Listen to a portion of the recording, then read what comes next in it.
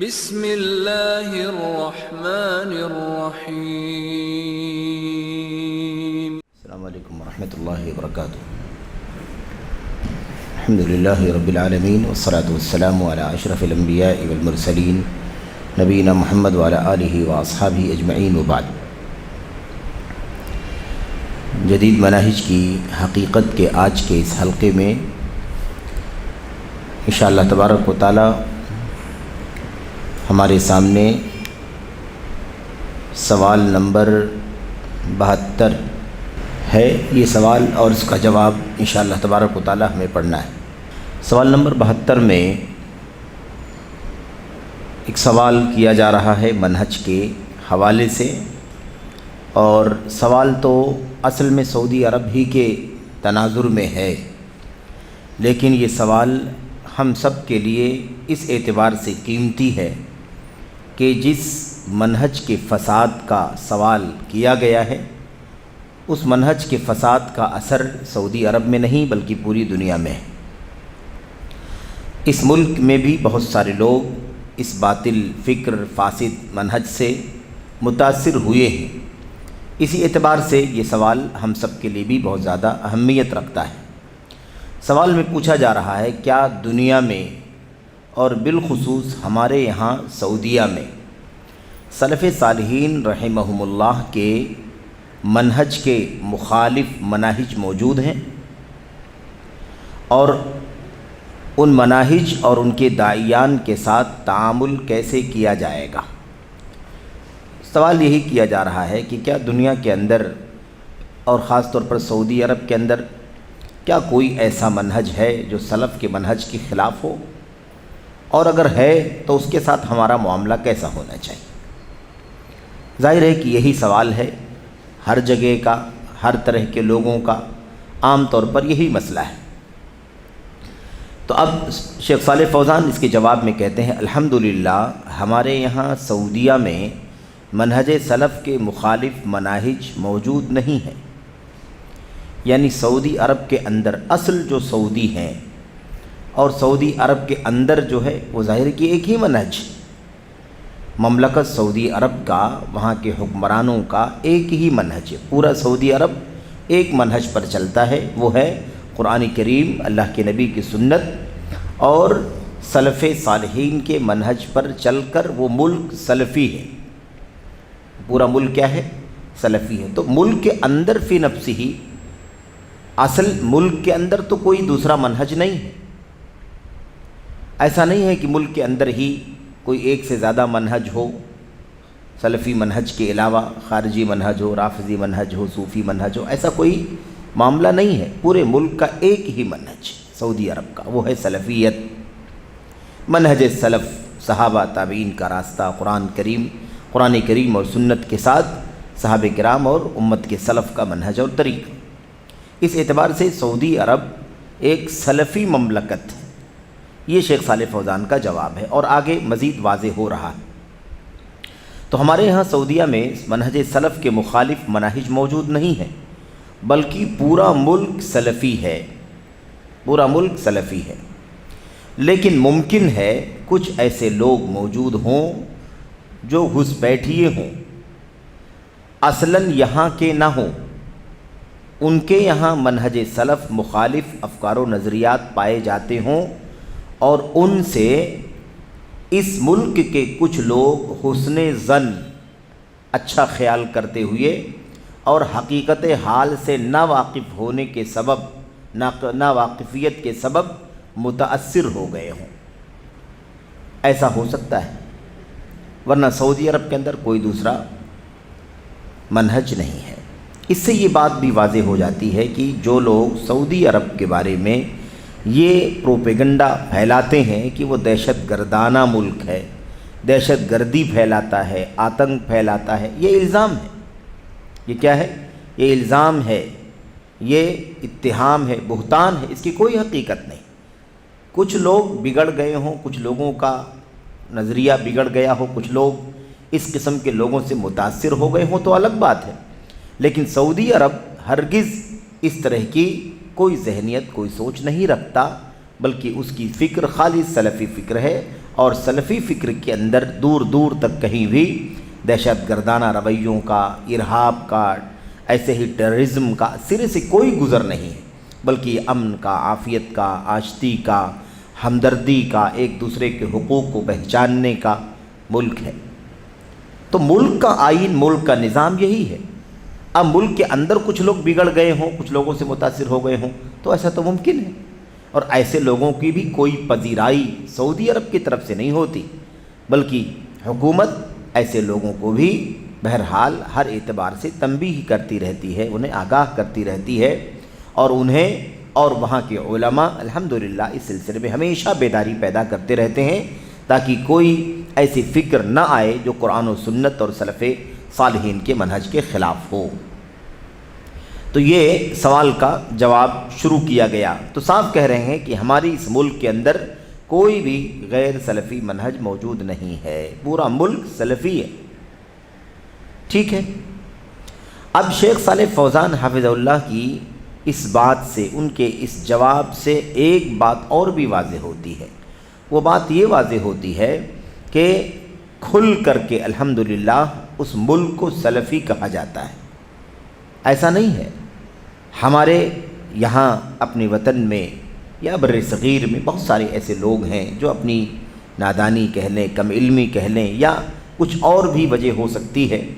آپ دیکھیں گے کہ جب ہم کہتے ہیں کہ ملک سعودی عرب جو ہے وہ سلفی ملک ہے، وہاں کتاب و سنت اور منہج سلف کی بالادستی ہے، اور وہی ان کا اصول اور ضابطہ ہے، وہی ان کا آئین اور ان کا قانون ہے مثال کے طور پر، تو لوگ کہتے ہیں کہ یہ سراسر غلط ہے، وہ ملک سلفی نہیں ہے بلکہ وہ ملک حنبلی کس معنی میں ہے؟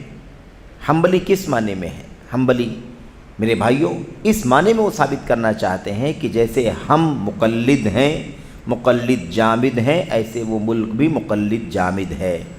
ایسا نہیں ہے، ایسا نہیں ہے۔ ملک کے جو کبار سے کبار ترین علماء ہیں، علامہ عبدالعزیز بن عبداللہ بن باز، ایسے علامہ شیخ محمد بن صالح العثیمین، خاص طور پر جو چوٹی کے دو نام ہیں، اور ان کے بعد دیگر بڑے کبار علماء جو آج دنیا میں نہیں ہیں یا جو دنیا میں موجود ہیں، ان سب کی تحریروں میں، تقریروں میں، ان کے بیانات میں، فتاووں میں آپ کو صراحت سے ایسے کتنے مسائل ملیں گے جو مسائل حنبلیت کے ہیں، لیکن انہوں نے سلفیت کی بنیاد پر، یعنی خالص دلائل نبی کی سنت آ جانے کے سبب بعض وہ مسائل جو حنبلیت میں مثال کے طور پر خلاف سنت اگر ہو گئے ہوں، جس کی کوئی دلیل نہ ہو، تو اس پر انہوں نے باقاعدہ نقد کیا ہے اور اپنے آپ کو اس سے بری کر لیا ہے۔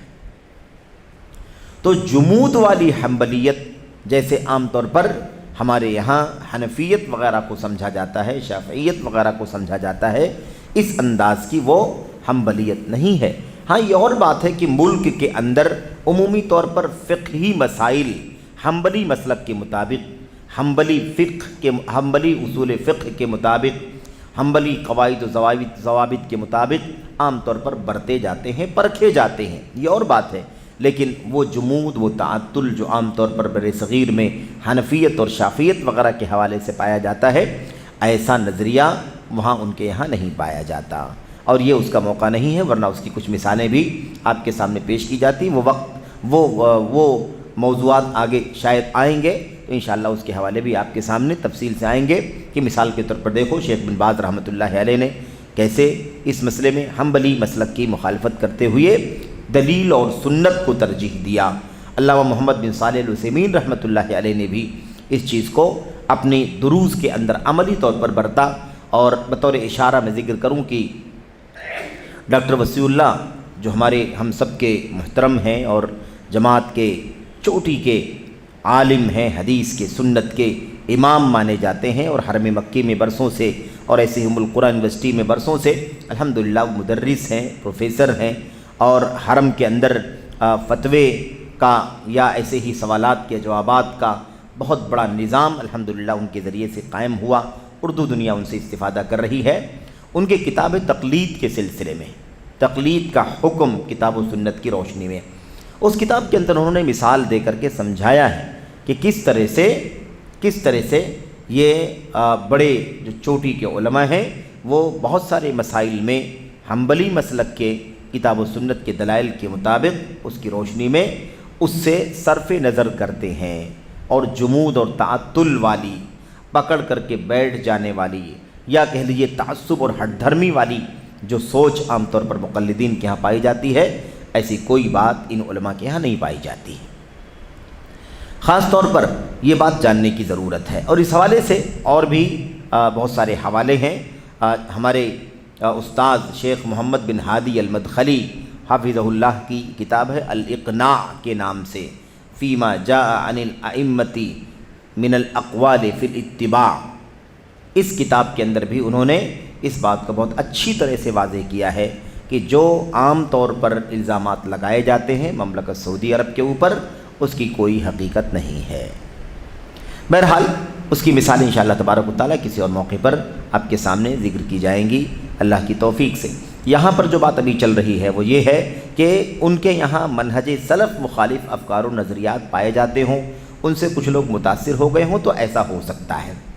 اچھا، تو یہ بات واضح ہو گئی کہ سعودی عرب کا ملک کا جو آئین ہے، جو وہاں کا منہج اور طرز زندگی ہے اسلام کا، اس میں سلفیت کی بالادستی ہے، سلفیت ہی اس کا منہج۔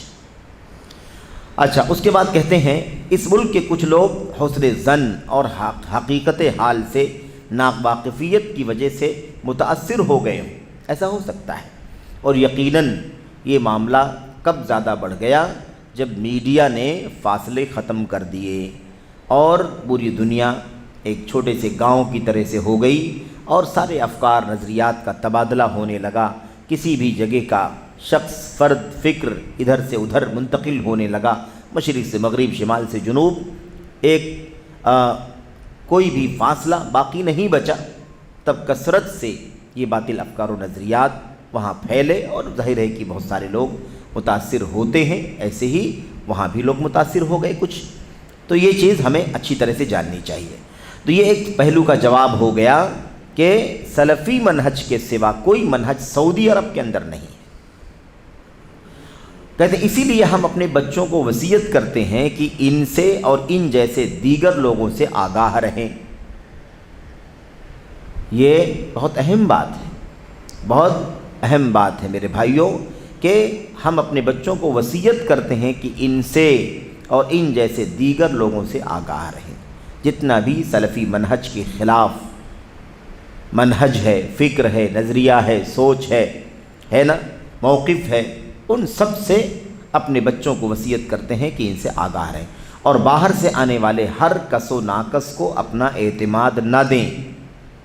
ٹھیک ہے، باہر سے آنے والے یعنی کیا مطلب؟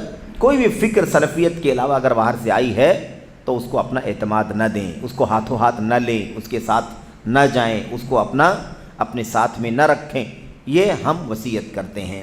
اور وہ بات انشاءاللہ تبارک و تعالیٰ آگے آئے گی جس میں حسن البنا کے آنے مکہ میں حج کے لیے اور شاہ عبدالعزیز بن عبد الرحمن آل فیصل حافظہ اللہ سے یہ درخواست کرنے کا ذکر ہے کہ ہمیں آپ کے ملک سعودی عرب کے اندر الاخوان المسلمون کی برانچ کھولنے کی اجازت دے دیں۔ اور اس کے بعد یہ سوال سن کر کے، یہ درخواست سن کر کے پوری مجلس کے میں، پوری بھیڑ میں شاہ عبدالعزیز رحمۃ اللہ علیہ نے صراحت سے کہہ دیا تھا، اس آدمی کو یہاں سے باہر نکالو، یہ آدمی فتنہ پرور ہے۔ اس کا حوالہ اور اس کا پورا واقعہ آپ کے سامنے آگے انشاءاللہ تبارک و تعالیٰ آ رہا ہے۔ تو خلاصہ کلام یہ ہے کہ اس ملک کا نظام ایک ہی ہے، سلفی منہج، اس کے علاوہ کچھ بھی نہیں ہے۔ دیکھا آپ نے، اجازت بھی مانگی تو اجازت نہیں دی گئی، اور کہا الاخوان المسلمون کی یہاں کیا ضرورت ہے؟ الاخوان المسلمون کا معنی ہوتا ہے مسلمان بھائی، مسلمان بھائی۔ تو انہوں نے کہا یہاں اسلام ہی اسلام ہے اور سب بھائی بھائی ہیں، اس لیے کسی اور الاخوان المسلمون نامی فرقے کی یہاں پر کوئی ضرورت نہیں ہے۔ اور یہ سن 1900 غالباً 48 یا 49 کی بات ہے، یعنی پرانی بات ہے کافی۔ تو یاد رکھیں کہ اس کا تذکرہ تو آگے آئے گا۔ آگے کہتے ہیں کہ جس کے عقیدے سے باہر سے آنے والے ہر کس و ناقص کو اپنا اعتماد نہ دیں، جس کے عقیدے اور فکر سے نہ وہ واقف ہیں، نہ ان کے علمی معیار سے واقف ہیں، اور نہ یہ عطا پتہ ہے کہ انہوں نے علم کہاں سے حاصل کیا ہے، کیونکہ جس کے پاس خود کوئی چیز نہ ہو وہ دوسروں کو نہیں دے سکتا۔ یہ عربی زبان کی مثل ہے جس کا اردو ترجمہ کر دیا گیا ایسے ہی، فاقد الشیء لا یعطیہ، جس کے پاس خود کوئی چیز نہ ہو وہ دوسروں کو کہاں سے دے گا؟ تو جس آدمی کے پاس خود خالص منہج نہ ہو وہ دوسروں کو کہاں سے کوئی منہج صحیح دے سکتا ہے؟ جس کے پاس جو ہوتا ہے وہی دیتا ہے، اس کے سوا کچھ نہیں دے سکتا۔ کہتے ہیں اس کے بعد یہ سرزمین نجد ٹکڑیوں میں بکھری ہوئی تھی، ہر گاؤں اور بستی کی خود اپنی حکومت تھی، اور ہر بستی دوسری بستی سے برسر پیکار رہتی تھی۔ یعنی کیا مطلب؟ جب تک المملکت العربیۃ السعودیہ کے نام سے یہ ملک متحد نہیں ہوا تھا، اس سے پہلے گاؤں گاؤں کی شکل میں ہے نا، یہاں پر ایک گاؤں ہے اور اس کا کوئی بڑا آدمی ہے، وہ اپنی مرضی چلا رہا ہے، دوسرے علاقے میں اپنا دوسرا کوئی ہے اپنی مرضی چلا رہا ہے، ایسے ٹکڑیوں میں لوگ تھے، جیسے اپنے گاؤں کے پردھان ہوتے ہیں، راجا ہوتے ہیں، اس انداز سے ہر آدمی منمانی کرتا تھا، اور آپس میں ایک دوسرے سے برسر پیکار، یعنی جھگڑنا، مار دھاڑ کرنا، ٹکراؤ، اس طرح کی صورتحال بنی ہوئی تھی۔ لیکن جب اللہ تعالیٰ نے شیخ الاسلام محمد بن عبد الوہاب رحمہ اللہ کے ذریعے اس ملک پر احسان فرمایا، دیکھا آپ نے، جب اللہ تبارک و تعالیٰ نے شیخ الاسلام محمد بن عبد الوہاب رحمۃ اللہ علیہ کے ذریعے اس ملک پر احسان فرمایا، چنانچہ انہوں نے اللہ کی توحید اور رسول صلی اللہ علیہ وسلم کے لائے ہوئے اللہ کے دین کی طرف بلایا، اور شرک اور بدعات اور خرافات سے کنارہ کش ہو کر دین صحیح کی طرف پلٹنے کی دعوت دی۔ یہ اللہ تبارک و تعالیٰ کا احسان تھا شیخ الاسلام کے ذریعے سے جزیرۃ العرب کے اوپر، اور دیکھا جائے تو پوری دنیا کے اوپر، یہ بہت بڑا احسان تھا۔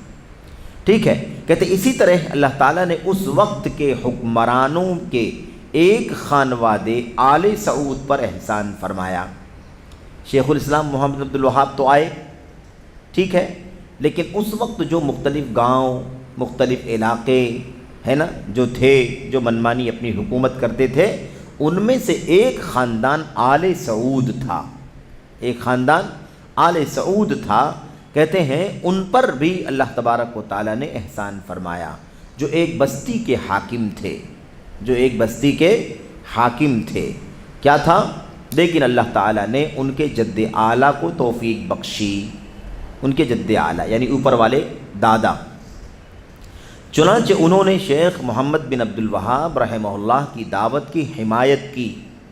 یہ سرسری طور پر سعودی عرب میں، سعودی عرب کے نام سے ملک کے متحد ہونے سے پہلے، ٹھیک ہے، سعودی عرب المملکت العربیۃ السعودیہ کے نام سے یہ ملک متحد ہوا، اس کے بہت پہلے جب توحید کی دعوت وہاں پر شروع ہوئی، برسوں کے بعد، اس کی تاریخ شیخ صالح فوزان حافظ اللہ بیان کر رہے ہیں بالکل سرسری طور پر۔ اچھا، تو کہتے ہیں کہ شیخ محمد بن عبد الوہاب رحمہ اللہ کی دعوت کی حمایت کی، اور ان کے ساتھ مل کر کے دوسروں سے جہاد کیا، اور اس طرح علم کا جہاد اور تلوار کا جہاد دونوں اکٹھا ہو گئے۔ یہ بہت پرانی، بہت اہم بات ہے کہ دو محمد کے ذریعے سے اللہ تبارک و تعالیٰ نے جزیرۃ العرب میں توحید کا بول بالا کر دیا، شرک کا خاتمہ کر دیا، اور جتنے بھی باطل رسم و رواج، جتنے بھی باطل عادات و اطوار وہاں پر برسوں سے رواج میں تھے، ان سب کا الحمدللہ دھیرے دھیرے خاتمہ ہوا۔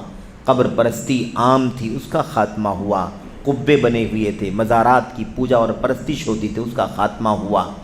یہ سارے کام اللہ تبارک و تعالیٰ نے فرمائے، علم کا جہاد اور تلوار کا جہاد، دونوں چیزیں اکٹھا ہو گئی۔ کہتے جس کے نتیجے میں یہ ملک امن و سلامتی کا گہوارہ بن گیا، امن و سلامتی کا گہوارہ، یعنی جب ایسا نہیں تھا تو ایک گاؤں والا دوسرے گاؤں والے سے، ایک علاقے والا دوسرے علاقے والے سے لڑتا بھڑتا تھا، مار دھاڑ، قتل خونریزی ہوا کرتی تھی۔ تو یہ چیز کب ہو گئی؟ ختم ہو گئی۔ کب؟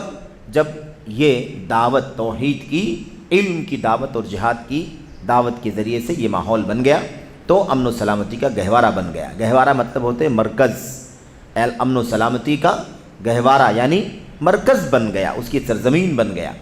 جاہلی عادات و اطوار اور باطل تقلیدوں کا خاتمہ ہوا، تقلیدوں سے مراد یہاں وہ تقلید نہیں ہے صرف، وہ بھی اگر ہو تو وہ بھی خاتمہ ہوا، اس کے علاوہ ریت، روایت، عادات، چلن جو عام طور پر چلتا رہتا ہے، ان کا خاتمہ ہوا۔ یہاں سے بدعت و خرافات اور شرکیات کا ازالہ کیا گیا، جس کے نتیجے میں یہ ملک لا الہ الا اللہ محمد الرسول اللہ کے جھنڈے تلے متحد ہوا، ہر طرف امن و آشتی پھیلی، لوگوں کے درمیان بھائی چارگی پیدا ہوئی، اور اس طرح تمام گاؤں، بستیوں اور شہروں کے لوگ ایک حکومت اور ایک امت میں ڈھل گئے۔ ایک حکومت اور ایک امت میں ڈھل گئے۔ ایک حکومت میں ڈھلنا الگ ہے اور ایک امت میں ڈھلنا الگ ہے۔ یہی ایک حکومت جو ہے وہ تلوار کا جہاد ہو سکتا ہے، اور ایک امت میں ڈھلنا وہ علم کا جہاد ہے۔ جب علم اور تلوار دونوں جہاد اکٹھا ہو گئے وہاں جزیرۃ العرب کے اندر، تو الحمدللہ لوگ ایک حکومت کے تحت بھی آ گئے، گاؤں اور ٹکڑیوں میں جو بٹے ہوئے تھے اس کا بھی خاتمہ ہو گیا، اور لوگوں کے ہاں بدعات، خرافات، عادات، اطوار، تقالید، رسم رواج، یہ سب جو چل رہے تھے یہ سب بھی ختم ہو گئے۔ سارے شرکیات، سارے بدعات، سارے باطل عقائد اور افکار کا خاتمہ ہو گیا، سب کے سب ایک حکومت میں متحد ہو گئے اور ایک دین اور عقیدے پر متحد ہو گئے، ایک امت بن گئے۔ خیر، اس کے بعد آگے کہتے ہیں لیکن یہ کبھی نہ بھولنا کہ دشمنان توحید و سنت ہمیشہ گھات میں رہتے ہیں۔ دشمنان توحید و سنت ہمیشہ گھات میں رہتے ہیں، یہ اگلے 2 صفحے کے بعد ہے 378 پر، لیکن یہ کبھی نہ بھولنا کہ دشمنان توحید و سنت ہمیشہ گھات میں لگے رہتے ہیں۔ یعنی کیا مطلب؟ ہمیشہ چھپ کر کے نقصان پہنچانے کی کوشش کرتے رہتے ہیں، ہمیشہ گھس کر کے لوگوں کے عقائد اور افکار کو، لوگوں کے اتحاد کو، لوگوں کے امن و سلامتی کو برباد کرنے کی کوشش کرتے ہیں، اور چاہتے ہیں کہ اس وحدت و اجتماعیت کو منتشر کر دیں۔ دیکھیے یہی اتحاد ہے، اتحاد اسی کا نام ہے۔ صرف اور صرف ایک حکومت قائم ہو جاتی، ایک حاکم اور ایک بادشاہ کے ڈنڈے کے نیچے سب آ جاتے، لیکن لوگوں کے عقیدے الگ الگ ہوتے، لوگوں کے اندر لوگوں کے نظریات الگ الگ ہوتے، لوگوں کی راستے الگ الگ ہوتے، تو اس کو کیا اتحاد کہا جاتا؟ کیا اسے متحد ملک کہا جاتا؟ کیا اسے اجتماعیت کا مظہر کہا جاتا؟ ظاہر ہے کہ نہیں کہا جاتا، گرچہ ایک حکومت کے تلے ہیں لیکن لوگوں کے عقیدے الگ، لوگوں کے نظریات الگ۔ جیسے آج ہم اس ملک کے اندر ہیں، اتنے سارے مسلمان ہیں لیکن اس کے باوجود بھی اتحاد نہیں ہے۔ اتحاد کا مطلب بھیڑ لگانا نہیں ہوتا، لوگوں کے عقیدے ایک ہو، لوگوں کے نظریات ایک ہو، لوگوں کی سوچ ایک ہو، لوگوں کا منہج ایک ہو، لوگ ایک رخ پر چلتے ہوں، لوگ ایک ہدف کے لیے زندگی گزارتے ہوں، یہ چیز نہیں پائی جاتی۔ تو اسی لیے یہ بات اچھی طرح سے ہمیں جاننے کی ضرورت ہے۔ شیخ کہہ رہے ہیں کہ لوگ دشمنان اسلام چاہتے ہیں کہ اس وحدت و اجتماعیت کو منتشر کر دیں۔ دشمنان اس ملک کی عوام کے درمیان یہ فرقہ واریت ان غیر معروف اور مشکوک افکار و مناہج کے ذریعہ پھیلا رہے ہیں جو انہوں نے اس ملک میں گھسیڑا ہے۔ کیا کہہ رہے ہیں صاحب؟ عوام، اس ملک کے عوام کے درمیان دشمن، اس ملک کی پبلک، اس ملک کے عوام کے درمیان یہ ٹکڑا بندی، فرقہ بندی جو داخل کر رہے ہیں، یہ غیر معروف اور مشکوک افکار و مناہج، یعنی ایسے افکار ہیں جو اب تک معلوم نہیں ہیں، شریعت کے اندر، دین کے اندر ایسی کوئی فکر موجود نہیں، اور ایسے مشکوک ہیں، یعنی کیا مطلب؟ شک شبہے والی باتیں ہیں، کچھ یقینی نہیں ہے کہ وہ حق ہیں، یقینی نہیں ہے کہ وہ کتاب و سنت کے مطابق، بلکہ مشکوک افکار ہیں، مشکوک مناہج ہیں۔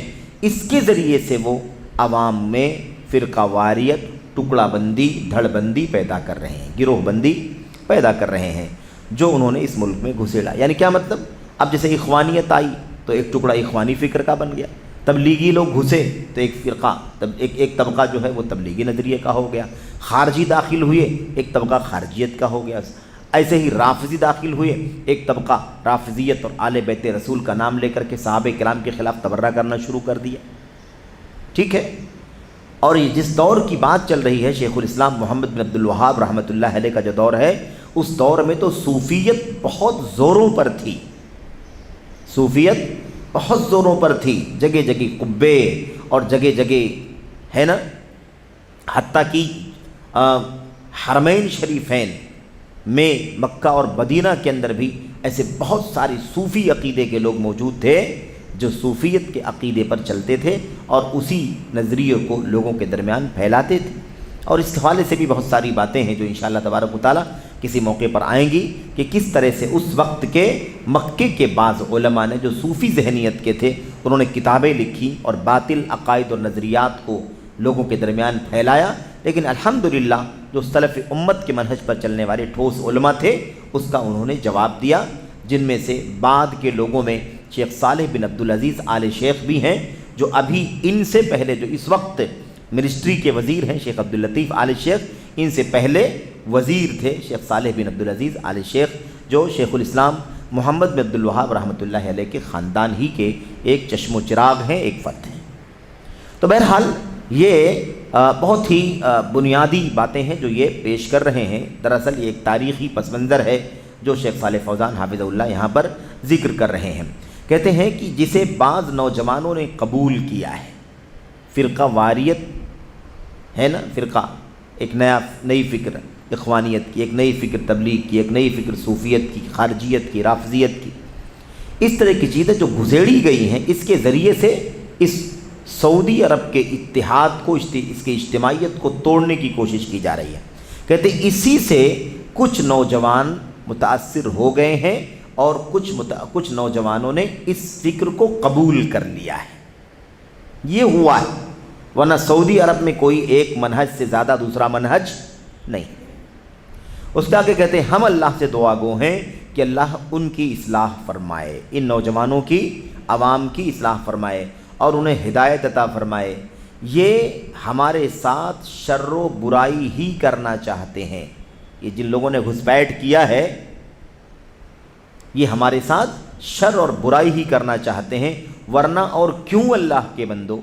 شیخ صالح فوزان کہتے ہیں کہ اگر یہ شر و برائی نہیں چاہتے ہیں تو پھر کیوں الگ الگ دھڑے لا کر کے سعودی عرب میں یہاں کے عوام کو ورغلانے کی کوشش کرتے ہیں، سوائے اس کی کہ وہ ہمارے اس اتحاد کو کہ پورا ملک ایک منہج سلف پر چل رہا ہے، اس کو ٹکڑوں میں بانٹو، اس کے اندر بھی دوسری فکر پیدا کرو۔ اگر یہ سوچ نہ ہوتی تو بھلا یہ لوگ اس ملک میں جہاں ایک ہی عقیدہ اور منہج ہے یہاں پر گھسپیٹ کیوں کرتے؟ اس کے علاوہ کوئی مقصد ان کا نہیں ہے۔ کہتے ہیں کیا ہم ایک جماعت نہیں ہیں؟ کیا ہم ایک جماعت نہیں ہیں؟ کیا ہم توحید کے دین یعنی عقید توحید پر گامزن نہیں ہیں؟ ایسے ہی کیا ہم امن و آشتی میں نہیں جی رہے؟ جو امن و سکون آج مملکت سعودی عرب کے اندر آج بھی ان دسیسہ کاریوں کے باوجود بھی آج بھی جو امن و سکون مملکت سعودی عرب کے اندر ہے، شاید وہ پوری دنیا کے کسی خطے میں ہو۔ یہ کس چیز کی برکت ہے؟ یہ اسی ملک کے منہج توحید و سنت کی برکت ہے، منہج سلف کی برکت ہے۔ ایک حاکم جو کتاب و سنت اور منہج سلف کے مطابق ملک کو چلا رہا ہو، اسی کی برکت ہے، جس کے نتیجے میں اس قدر امن و شانتی ہے کہ آدمی تصور نہیں کر سکتا۔ جو کچھ آپ نے ہم نے اس سے پہلے سنا ہے، دیکھا ہے، وہ سب انہی لوگوں کا نتیجہ ہے جن کا تذکرہ شیخ صالح فوزان کر رہے ہیں، ورنہ وہ بدامنی کبھی سعودی عرب کی تاریخ میں سننے کو نہیں آئی۔ آگے کہتے ہیں ہمیں اس کے سوا اور کیا چاہیے؟ ہمارا ایمان توحید کا ہے، ہم ایک ملک، ایک اتحاد کے ساتھ ایک امت بن کر کے زندگی گزار رہے ہیں، امن کی، آشتی اور سلامتی کی زندگی گزار رہے ہیں، ہمیں اس کے سوا اور کیا چاہیے؟ عقیدہ توحید کا، سنت کا ہو اور امن و شانتی کی زندگی ہو، اور کیا چاہیے اس کے علاوہ؟ کہتے ہیں ہم باہر سے آئے ہوئے افکار و نظریات اور درآمد کردہ مناہج کیوں قبول کریں؟ جس کو درآمد کیا گیا یعنی باہر سے اندر لیا گیا ہے، اس کو کیوں قبول کیا جائے؟ ہم کیوں قبول کریں اسے؟ اور فلاں کی باتیں کیوں لیں جس کی نہ کوئی دینی علمی شناخت ہے، جس کی نہ کوئی دینی پہچان ہے، نہ کوئی علمی پہچان ہے؟ بھائی مملکت سعودی عرب کے حکمرانوں نے ہمیشہ کتاب و سنت کے سچے علماء سے اپنا رشتہ مضبوط رکھا، چاہے وہ شیخ عبد الرحمن، شیخ ابراہیم، شیخ محمد بن ابراہیم آل شیخ رہے ہوں، یا شیخ بن باز رہے ہوں، علامہ ابن عثیمین رہے ہوں، یا آج مثال کے طور پر شیخ صالح فوزان اور دیگر بڑے علماء ہوں، الحمدللہ ہمیشہ علماء کی۔ اب یہ لوگ جو گھسپیٹ کرتے، ان کی کون سی دین کی شناخت ہے، ان کی کون سی علمی شناخت ہے؟ نہ کوئی یہ بڑے دیندار ہیں، نہ کوئی بڑے دینی علم والے لوگ ہیں، کوئی پہچان نہیں ہے ان کی ایسی، اور پھر بھی تم ان کی باتوں کو سنتے ہو، بہک جاتے ہو۔ اور یہ باتیں جو آپ پڑھ رہے ہیں میرے عزیزوں اور بھائیوں ساتھیوں، یہی نظریہ ہمیں بھی رکھنے کی ضرورت ہے کہ آج ہم لوگ بھی، ہمارے بہت سارے عوام بھی ہم میں سے، اور ہمارے بہت سارے عزیز نوجوان ساتھی بھی، نہ جانے ایسے کتنے لوگوں کے پیچھے بھاگتے ہیں، نہ جس کی کوئی دینی شناخت ہے، نہ جس کی کوئی علمی پہچان ہے۔ یہ فتنے کا بہت بڑا گہوارہ ہے، بہت بڑا، یعنی کہہ لیجئے کہ یہ اس کی جڑ ہے۔ آگے کہتے ہیں کہ جس کی نہ کوئی علمی دینی شناخت ہے، اور نہ یہ معلوم ہے کہ اس نے کہاں سے علم حاصل کیا ہے، کیا پڑھا سیکھا ہے، نہ ہی یہ پتہ ہے کہ اس کا عقیدہ کیا ہے، پھر بھی ہم اس کی باتیں قبول کرتے اور اسے اپنا لیتے ہیں۔ سمجھ رہے ہیں نا؟ تو اب یہ ایک بہت بڑا نمونہ ہے کہ مملکت سعودی عرب جیسا ملک جو ایک حاکم تلے ایک منہج پر قائم ہوا تھا، وہاں فساد کہاں سے شروع ہوا؟ فساد کہاں سے شروع ہوا؟ انہی گھسپیٹھیوں کے ذریعے سے فساد شروع ہوا۔ اگر ہم اہل الحدیث بھی گھسپیٹھیوں کے پیچھے بھاگنا شروع کر دیں، ہمارے نوجوان اس کے پیچھے بھاگنا شروع کر دیں، متاثر ہونا شروع کر دیں، تو آپ بتائیے کہ یہ اہل حدیثیت اور یہ سلفیت جو خالص ہے، یہ تہو بالا ہو کر کے رہ جائے گی یا نہیں رہ جائے گی؟ یہ بہت بنیادی مسئلہ ہے۔ ایک ملک کے اندر انتشار پیدا ہو سکتا ہے، تو ہم جس ملک میں رہتے ہیں وہاں تو ایسا کوئی معاملہ بھی نہیں کہ جہاں کوئی علمی، کوئی دینی، میرے بھائیوں، ہمارے پاس قیادت ہو، ایسا بھی نہیں۔ تو کتنا خطرہ ہے بتائیے، کتنا خطرہ ہے۔ وہاں مملکت سعودی عرب میں الحمدللہ باطل افکار و نظریات کی روک تھام ہے، باطل پرستوں پر شکنجہ کسا جاتا ہے، انہیں تنبیہ کی جاتی ہے، آگاہ کیا جاتا ہے، کتابوں کو بین کیا جاتا ہے، تقریروں پر روک لگائی جاتی ہے تاکہ کوئی اپنے باطل عقائد و نظریات کو پھیلانے کی کوشش نہ کر سکے۔ تو وہاں یہ حال ہے، تو آپ بتائیے کہ ہم جس ملک و وطن میں رہتے ہیں، جہاں جیسے ملک کا نظام جمہوری ہے، تو لوگوں نے دین کو بھی جمہوری بنا رکھا ہے، بتائیے وہاں ہمارے دین اور عقیدے کا کیا حال ہوگا؟ یہ خطرناک مسئلہ ہے۔ اچھا، اس کے بعد دیکھیے کیا کہتے ہیں، پھر بھی ہم اس کی باتیں قبول کرتے اور اسے اپناتے ہیں، جس صحیح دین، صحیح عقیدہ اور ستھرے منہج پر قائم ہے، اسے چھوڑ دیتے ہیں کہ نہیں چھوڑ دیتے؟ لوگ چھوڑ کر کے اخوانی ہو جاتے ہیں، لوگ چھوڑ کر کے تبلیغی ہو جاتے ہیں، لوگ چھوڑ کر کے رافضی اور خارجی اور ہے نا مختلف تصوف کے راستوں پر چلے جاتے ہیں۔ کتنے ایسے لوگ ہیں؟ تو یہ بہت بڑا مسئلہ ہے۔ اللہ واسطے ان فرقوں سے بچو اور اپنے بھائیوں اور اولاد کو بھی بچاؤ۔ یہ شیخ صالح فوزان حفظہ اللہ کی ایک بہت دردمندانہ درخواست اور اپیل ہے، اور اگر یہ ان کی جانب سے اگر ان کے اپنے عوام کے لیے ہے، تو ہم میرے بھائیوں اس سے سبق لیں، سبق سیکھیں کہ ہم اپنے ایمان و عقیدے کے اعتبار سے، اپنے منہج اہل حدیث کے اعتبار سے کتنا زیادہ نرغے میں، کتنا زیادہ گھیراؤں میں ہیں، کتنا زیادہ خطرات میں ہیں، کتنے حملے ہیں ہمارے اوپر غیر سلفی مناہج کے، کتنے خطرے ہیں ہمارے ساتھ، بتائیے ہم کیسے اپنے منہج صحیح کو بچا سکتے ہیں؟ اس لیے اپنے بھائیوں کو اور اپنے اولاد کو بھی بچاؤ۔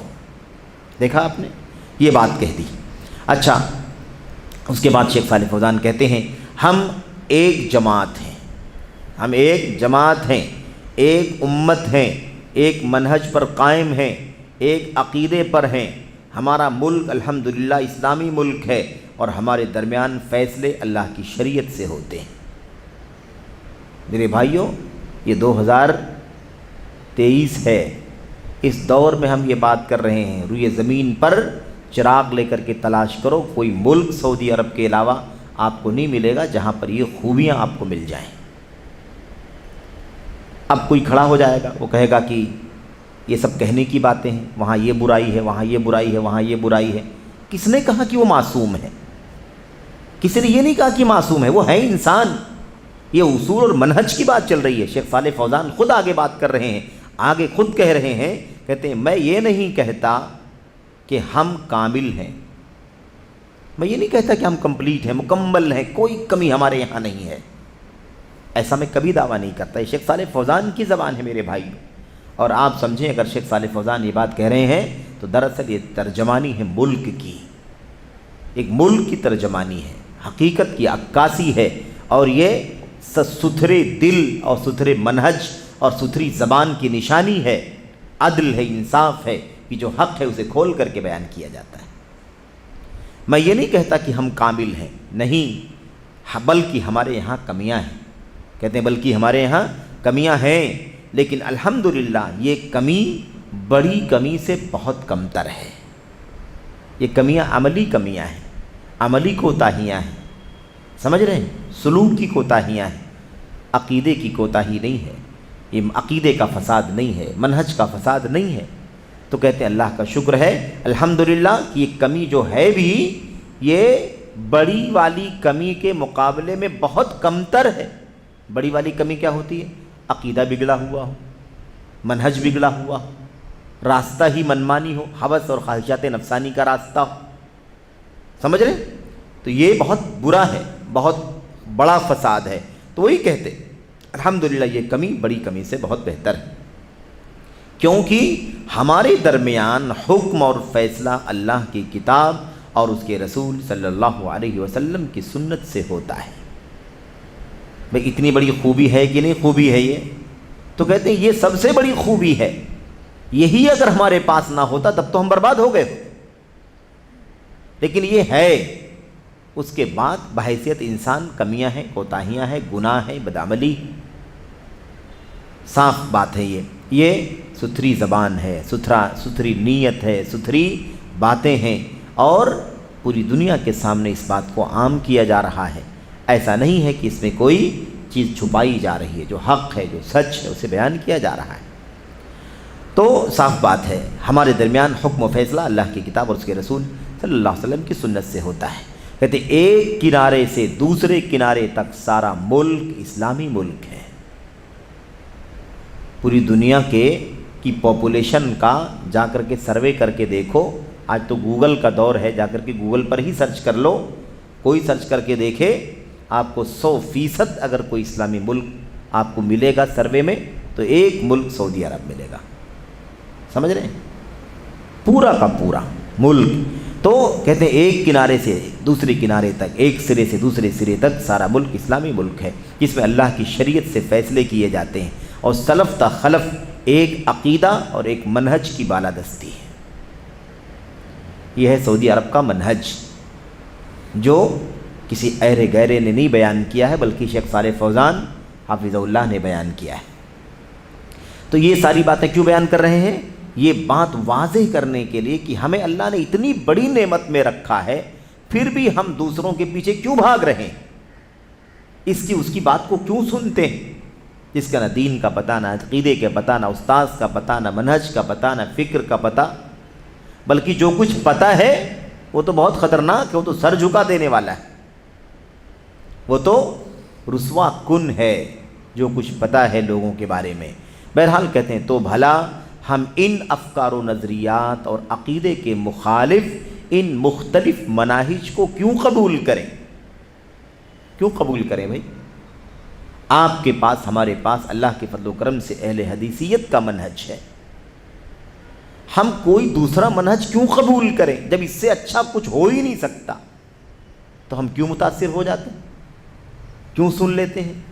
کیوں مودودیت، کیوں رافضیت، کیوں اخوانیت، کیوں تبلیغیت، کیوں صوفیت، کیوں آزاد پرست عقلانیت، کیوں آخر کیوں لوگ آزاد ہو جاتے ہیں؟ یہ بہت نکتہ ہے، یہ ہمیں سبق سیکھنے والا پہلو ہے کہ اگر شیخ صالح فوزان یہ اپنے ملک کے عوام کو، نوجوانوں کو یہ بات سمجھا رہے ہیں تو ہمیں بھی یہ سمجھنے کی ضرورت ہے، کیونکہ اہل السنت، اہل الحدیث، سلفی پوری دنیا میں جہاں کہیں رہیں، کم رہیں، زیادہ رہیں، وہ ہیں ایک امت، سمجھ رہے ہیں؟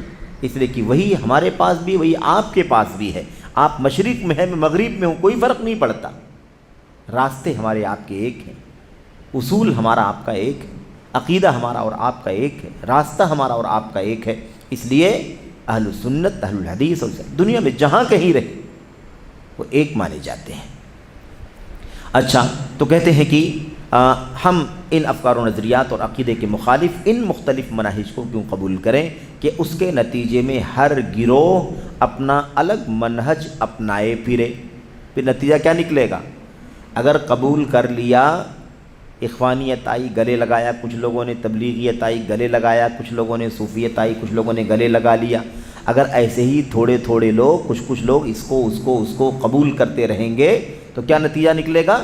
اس کے نتیجے میں ہر گروہ اپنا الگ منہج اپنائے پھرے گا۔ جیسے اپنے یہاں، جیسے ہمارے وطن عزیز کے اندر ہے، بر صغیر کے اندر ہے، اور دیگر ملکوں کے اندر ہے، وہی حالت ہو جائے گی، اور ہر ٹولی دوسری ٹولی کی دشمن بن جائے، وہ اس کی دشمن، وہ اس کی دشمن، وہ اس کا دشمن، وہ اس کا دشمن، ایسے ہوتا رہے۔ اور ہم اس صحیح سالم منہج کو چھوڑ دیں، کیوں کریں بھائی ایسا؟ ہم کیوں ان فرقوں کو اپنا لیں اور کیوں اس صحیح سالم منہج کو چھوڑ دیں جس پر ہمارے آباء و اجداد گامزن تھے؟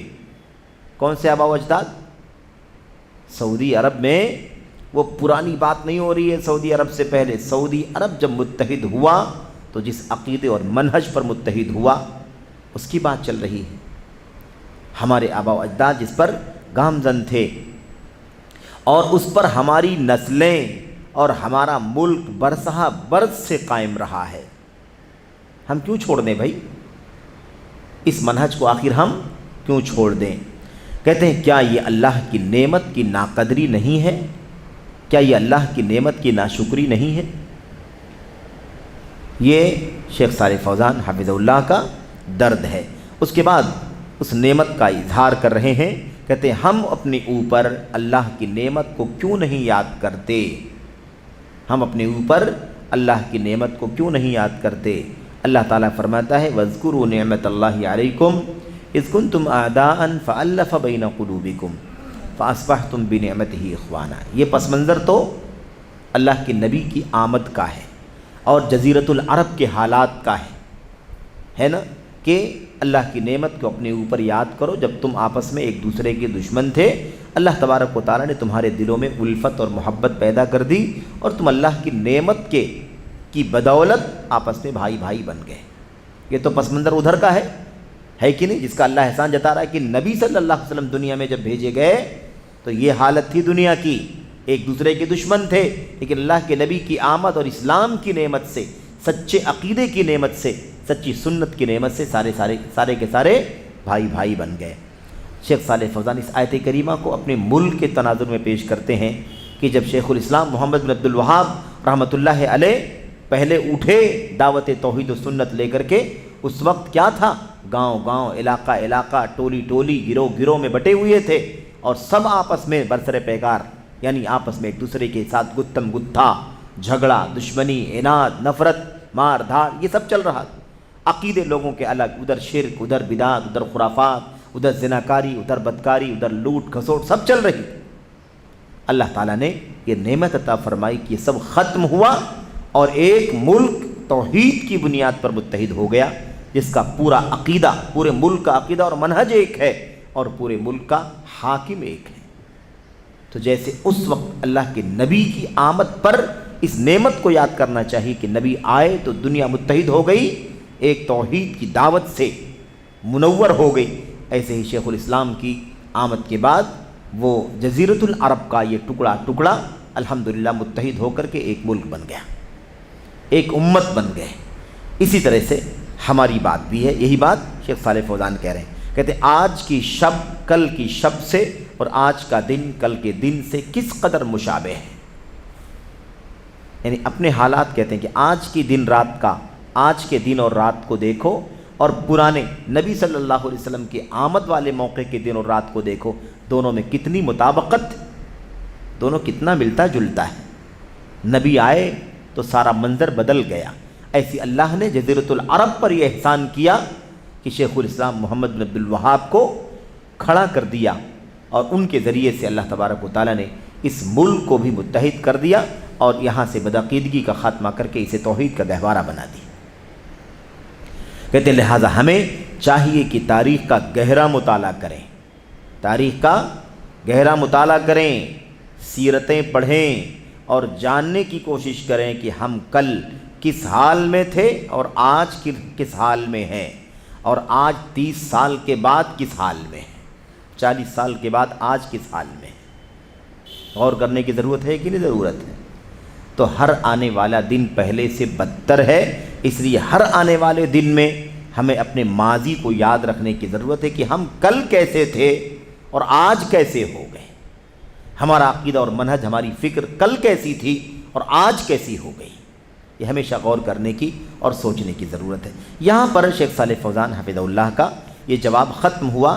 اب اس پر جو حاشیہ شیخ جمال بن فرحان الحارثی رحمۃ اللہ علیہ نے لگایا ہے اسے بھی پڑھ لیں، ہے نا، اختصار کے ساتھ ہی، زیادہ لمبا حاشیہ نہیں ہے لیکن بہت اہم اور قیمتی حاشیہ ہے، جو اشارے شیخ الاسلام، جو اشارے شیخ صالح بن فوزان بن عبداللہ الفوزان حفظہ اللہ نے کیے ہیں اپنے جواب میں، انہی اشاروں کی وضاحت کی ہے شیخ جمال حارثی رحمۃ اللہ علیہ نے۔ شیخ صالح فوزان نے اپنی جواب میں کیا کہا تھا؟ شیخ صالح فوزان نے اپنے جواب میں، دیکھیں آپ 375 پر، نئے والے ایڈیشن میں 375 پر حاشیہ نمبر 1 میں، حاشیہ جہاں لگا ہوا ہے وہاں دیکھیے شیخ صالح فوزان نے کیا کہا تھا۔ کہتے ہیں کہ یہاں ان کے یہاں جو لوگ گھس بیٹھیے آئے ہیں ملک کے اندر، ہمارے سعودی عرب میں، ان کے یہاں کچھ سلف کی مخالف مناہج اور افکار پائے جاتے ہوں اور اپنے یہاں کے لوگ کچھ متاثر ہو گئے ہوں، یہ ہو سکتا ہے۔ تو اب یہ جو بات آئی ہے نا کہ باہر سے کچھ لوگ آئے ہوں، باہر سے کچھ لوگ آئے ہوں جنہوں نے آ کر کے یہاں دوسرا عقیدہ، دوسرا منہج، دوسرا نظریہ بنا دیا ہو، پیدا کر دیا ہو، اور اس سے ہمارے لوگ متاثر ہو گئے ہوں، اس پر شیخ جمال نے حاشیہ لگایا ہے رحمۃ اللہ علیہ۔ کیا کہتے ہیں؟ مثال کے طور پر کون کون آئے بھائی گھس بیٹھ کرنے والے؟ شیخ کہہ رہے ہیں مثال کے طور پر محمد سرور بن نائف زین العابدین، محمد سرور نائف بن زین العابدین۔ اب انہوں نے کیا کیا تھا؟ یہ ہیں سوریہ کے، کہاں کے ہیں یہ؟ سوریہ کے ہیں، دمشق شام کے ہیں، اور وہاں سے آئے، سعودی عرب میں رہے، یہاں یونیورسٹی میں پروفیسر ہوئے، پڑھایا، اور وہیں سے اپنی جراثیم ڈالنا شروع کر دیا۔ حسن بننا کے کہہ لیجئے کہ ساتھی یا ان کے شاگرد ہیں یا ان کی فکر کے ہیں یہ پورے طور پر، اور انہوں نے اپنی یونیورسٹی میں، اپنی تعلیمی ادارے کے اندر یہ کوشش کی کہ سلفیت اور اخوانیت کے بیچ کی کوئی راہ پیدا کر لی جائے، سلفیت اور اخوانیت کو ملا کر کے کوئی ایک تیسرا راستہ بنا کر کے کام چلایا جائے۔ ادھر سے سلفیت کو تھوڑا سا ہٹاؤ اپنے راستے سے، اور ادھر سے اخوانیت کو تھوڑا قریب لاؤ، اور اس طرح سے سلفیت اور اخوانیت دونوں لے کر کے چلنے کی کوشش کی جائے۔ یہ نظریہ تھا، نتیجہ ہے یہ ان کے اس سرگرمی کا، ان کی ان ایکٹیویٹیز کا جو انہوں نے کیا ہے، لکھا ہے، بولا ہے، اسی اعتبار سے۔ تو ایک مثال کس کی ہے؟ اب یہ سرور باہر سے آئے اور انہوں نے آ کر کے کیا کیا بھائی؟ انہوں نے آ کر کے ایک نظریہ ایسا پیدا کر دیا، سلفیت کی جڑوں کو کھوکھلا کرنے کی کوشش کی۔ اخوانیت کی فکر جس کے اندر صوفیت بھی ہے، جس کے اندر دنگے اور فساد بھی ہیں، جس کے اندر علم سے دوری بھی ہے، جس کے اندر عقیدے سے نفرت بھی ہے، جس کے اندر سنت سے نفرت بھی ہے، یہ ساری چیزیں یہاں پائی جاتی ہیں۔ یہ نظریہ پیدا کرنے کی کوشش کی۔ اب لوگ متاثر ہو گئے، کچھ لوگ متاثر ہو گئے۔ ایسے ہی کہتے ہیں جو منطقہ قسیم میں تھا، منطقہ القسیم میں یہ پروفیسر تھے، پڑھاتے تھے۔ آگے کہتے ہیں اور بہت انڈے بچے دیا، یعنی کیا مطلب؟ بڑے جراثیم پھیلائے، بہت سارے شاگرد پیدا کیے، بہت سارے حمایتی پیدا کیے، بہت سارے لوگوں کی فکر کو تبدیل کیا، اور دھیرے دھیرے اپنے پر پھیلانا شروع کیا، اور ہوا نتیجہ کیا کہ پوری دنیا کے اندر یہ شر اور یہ جراثیم پھیلتے چلے گئے، اور سب سے پہلے سعودی عرب کے عوام، خاص طور پر نوجوان متاثر ہوئے۔ آپ سوچیں ایک آدمی اگر کسی یونیورسٹی کا پروفیسر ہو، کسی کالج کا پروفیسر ہو، اور اس کے سامنے بڑی تعداد میں طلبہ پڑھتے ہوں، اور اس آدمی کا عقیدہ اور منہج صحیح نہ ہو، اور وہ آدمی چپ چاپ رہنے والا نہ ہو بلکہ فکری طور پر اس کا داعیہ بھی ہو، تو اس کے اثرات کتنی تیزی کے ساتھ پھیلتے ہیں۔ تو یہ معاملہ تھا ان کے ساتھ بھی۔ اس کے آگے کہتے ہیں اسی طرح کون سے غزالی؟ یہ ابو حامد غزالی نہیں ہے، شافعی صوفی وہ نہیں ہے، یہ محمد غزالی ہیں مصر کے، ان کی کتابیں بھی ہیں بہت ساری، یہ بھی حسن البنا کے ساتھیوں میں سے ہیں، حسن بنا سے ان کی ملاقات ہوئی، بڑی تعریف کر رکھی ہے اور بہت سارے، خیر ان کی کتابوں کے اندر بہت کچھ یہی اخوانیت والی فکر ہے۔ یہ محمد غزالی ہیں، ان کی یہ ہیں تو مصری اصلاً، یہ مثال شیخ نے کیا دی ہے؟ مثال شیخ نے دی ہے باہر سے گھس بیٹھ کرنے والے، جو اصلاً سعودی نہیں ہیں، باہر کے ہیں اور آئے اور یہاں ان لوگوں نے اپنے باطل افکار و نظریات کو پھیلایا، اور یہ بھی مملکت سعودی عرب اور وہاں کے حکمرانوں کی کشادہ دلی ہے کہ انہوں نے ہر طرح کے لوگوں کے لیے اپنا دامن کھول رکھا تھا حسن ظن کی بنیاد پر، اور نتیجہ یہ نکلا جو ہمارے سامنے ہے۔ بہرحال تو یہ غزالی ہیں، یہ اصل میں مصری ہیں، یہ اصلاً مصری ہیں، یہاں سعودی عرب میں رہتے تھے، اور ان کی وفات بہرحال میں سمجھتا ہوں کہ 2000 سے کچھ پہلے، سن 2000 سے کچھ پہلے سعودی عرب ہی کے اندر ہوئی ہے، اور غالباً مدینہ ہی میں دفن بھی کیے گئے ہیں یہ، تو یہ بھی ہیں۔ ایسے ہی یہ بھی اخوانی ذہنیت کے فکر کے تھے۔ ایسے ہی منطقہ عسیر کا عبد الرحیم طحان، یہ بہت زیادہ معروف نہیں ہے، ہم اس کے بارے میں بھی زیادہ نہیں جانتے، لیکن منطقہ عسیر وہ علاقہ جو جنوب سعودی عرب وغیرہ کا علاقہ ہے نا، منطقہ عسیر کا جو یمن کے بارڈر سے قریب لگتا ہے، اس علاقے میں یہ عبد الرحیم طحان نام کا کوئی شخص تھا، اس کا بھی نظریہ یہی تھا۔ یہ بھی اصلاً سعودی باشندہ نہیں ہے۔ ایسے ہی آخر میں کہا محمد قطب، یہ سید قطب کے بھائی ہیں، مصری، سب جانتے ہیں ان کو، اور انہوں نے ہی اسلامی معاشرے کو جاہلی معاشرہ کہا ہے۔ خیر، تو یہ چند نام ہیں بطور مثال، بطور نمونہ، اور ان کی کتابیں، ان کی تحریریں، ان کی تقریریں، ان کے افکار و نظریات، اگر آپ اس کو پڑھیں، اور اللہ نہ کرے کہ پڑھنے کی نوبت آئے، آپ اگر پڑھیں گے تو آپ حیران ہو جائیں گے کہ ان لوگوں نے کتنا شر عقیدے اور منہج کے حوالے سے جہاں بھی رہے پھیلایا۔ تو یہ مثال ہے۔ اس کے بعد کہتے ہیں اور ان جیسے دیگر لوگ، یہ چند نام ہیں، یہ چند نام ہے بطور مثال۔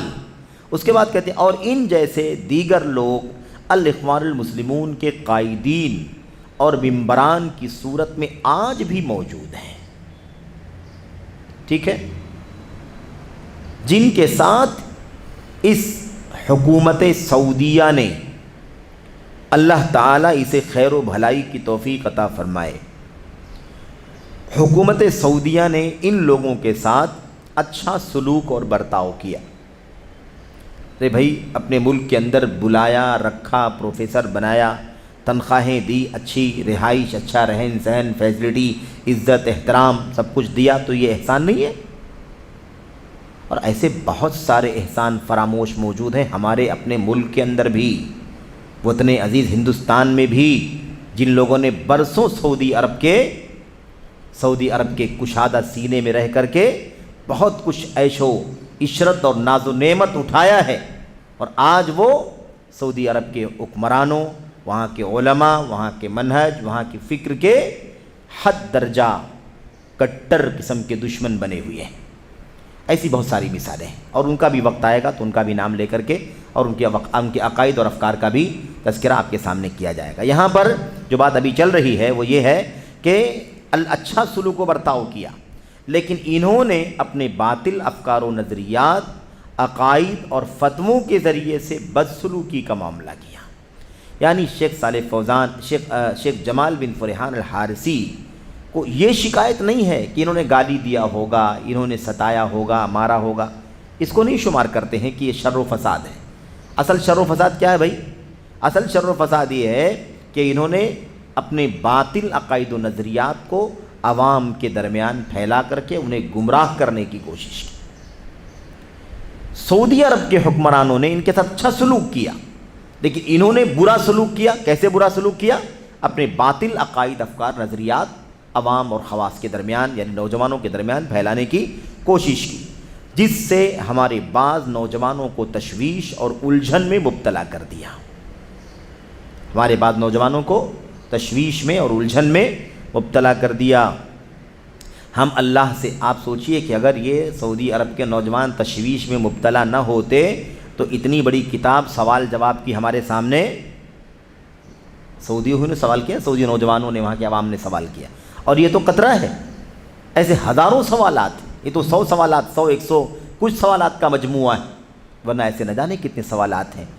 بتائیے سعودی عرب کے نوجوان، سعودی عرب کے عوام جو وہیں پلے بڑھے اور خالص توحید و سنت میں ان کی پرورش اور تربیت ہوئی، ان کے اوپر ان برے اثرات، ان برے افکار و نظریات کے اثرات اس قدر پڑے کہ وہ اپنے علماء سے سوال کرنے لگے کہ بتائیے ہم کیا کریں، کیا سعودی عرب کے اندر بھی کوئی برا منہج ہے، کوئی باطل منہج ہے، کوئی سلف کے علاوہ کوئی منہج یہاں پر ہے؟ سمجھانا پڑ رہا ہے کہ نہیں، سعودی عرب کا کوئی منہج نہیں ہے دوسرا سلف کے منہج کے علاوہ۔ ہاں باہر کے لوگ آئے ہیں، اس سے متاثر ہو رہے ہوگے آپ لوگ، تو اس سے اپنے آپ کو بچاؤ، اپنے بھائیوں کو بچاؤ، اپنی نسلوں کو بچاؤ۔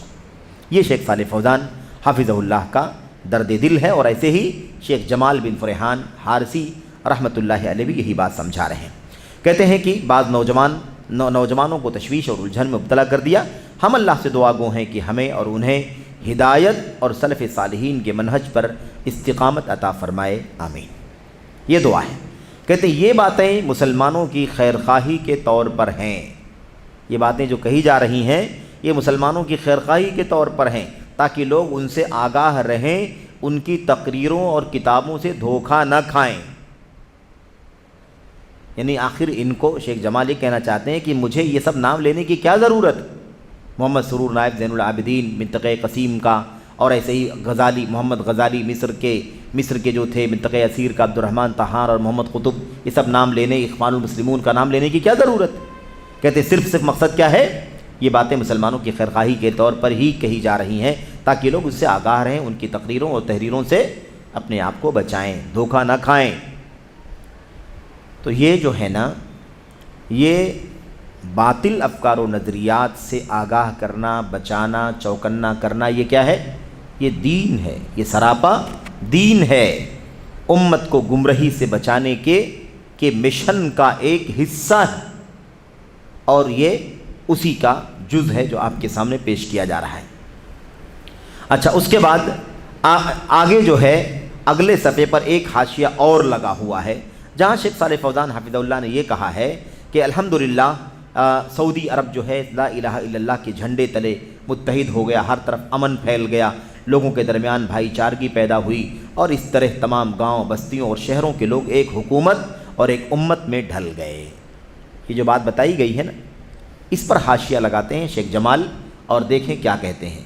نمبر 1 کہتے ہیں حاشیے میں، یہ امن و سلامتی اور اجتماعیت جس کے سائے میں اس وقت ہم اس ملک یعنی سعودیہ میں جی رہے ہیں، یہ امن و عافیت، سلامتی ہے نا، راحت، سکون، جس کے سائے میں اس وقت ہم سعودی عرب میں جی رہے ہیں، محض اول تا آخر اللہ کے فضل و کرم، یعنی صرف اور صرف شروع سے لے کے اخیر تک اللہ تبارک و تعالیٰ کا فضل و کرم ہے۔ سب سے پہلے کیا ہے؟ یہ اللہ تبارک و تعالیٰ کا فضل و کرم ہے۔